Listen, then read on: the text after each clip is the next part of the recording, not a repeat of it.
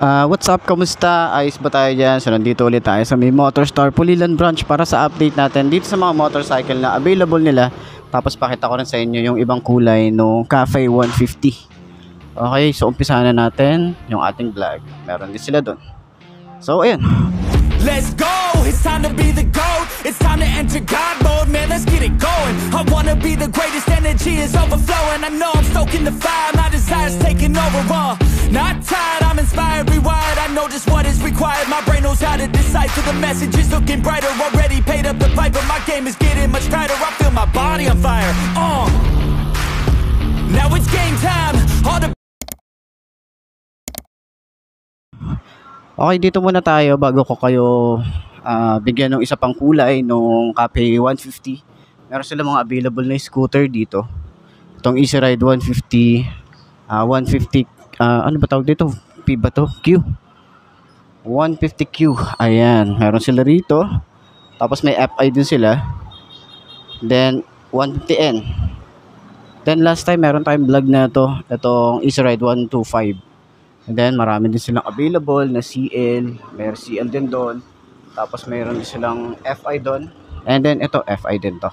Para doon sa mga naghahanap ng mga ganitong motorcycle. Tapos, available sila.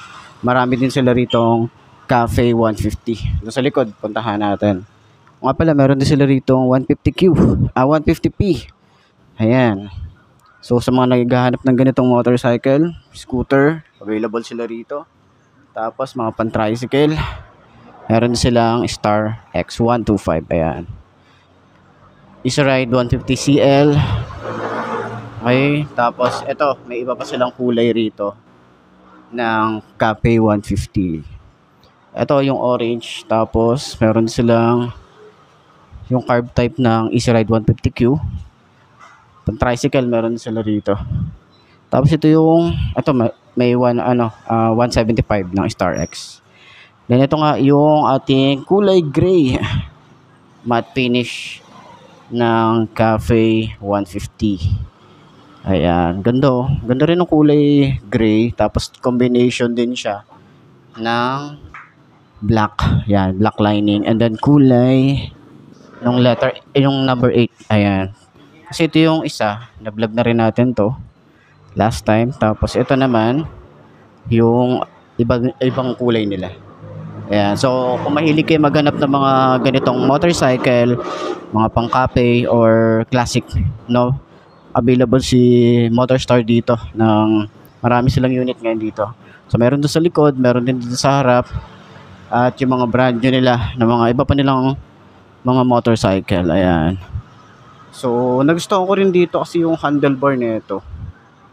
Talagang para siyang naka racing position, hindi siya yung talagang pero kung gusto mo naman ng mas komportable, pwede mong paangat to.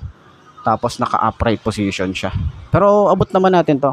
Na-try na din natin tong sakyan. So abot natin yung ganitong motorcycle.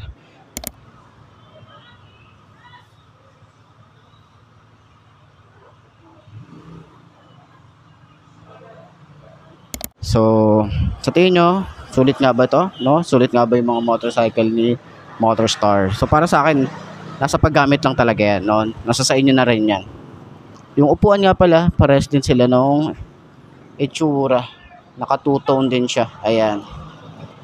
Ganda nung kanyang foam. Yan, sobrang kapal din. Tapos, sobrang lambot din niya. Maganda yung stitches na ginamit dito. Kulay white siya. Ayan. Tapos yung gray, diba? Ayan. So, classic na classic yung kanyang datingan. So, sa ilaw niya, LED na yung harap. LED na rin yung likod. Then, naka 5 speed na rin ang isang to. So, ayan, sa tipid naman, nasa sa inyo pa rin naman yun. No? Nasa paglalaro pa rin ng throttle yan. Tapos, maganda rin yung kanyang gas tank. Ganda ng design. Pang big bike yung datingan niya. Ayan. Tapos, yung kanyang panel, hindi na rin. Ano ba yung makikita natin dito? Wala, hindi natin makikita yung hindi kasi siya naka-activate eh. Pero sana yung may mga ganito na makahiram ulit tayo kay Motorstar na magpaano sila nito, magpa-test ride sa sana magpa-test ride sila rito para at least doon sa mga gusto or willing na bumili ng mga ganito, kasi yun yung kadalasan talaga na nire-request ng mga viewer na ma-test ride siya. So sana meron silang test ride. So last time kasi hindi natin nakita to sa Inside Racing. Akala ko meron silang ilalabas na ganito or test ride doon sa event, di ba? Pero yun na nga, puntahan nyo na lang dito sa mga kukuha, no? Available na mga unit nila rito. Gandun. Ayan. So marami silang available. And dito rin sa likod. So may extension na sila rito. Gandun. Ayan. Di ba? So along highway lang naman to. Tapat lang siya ng Massway. Ayan. So puntahan nyo na lang dito sa may Pulilan branch. Okay? So, ayos na ayos yan.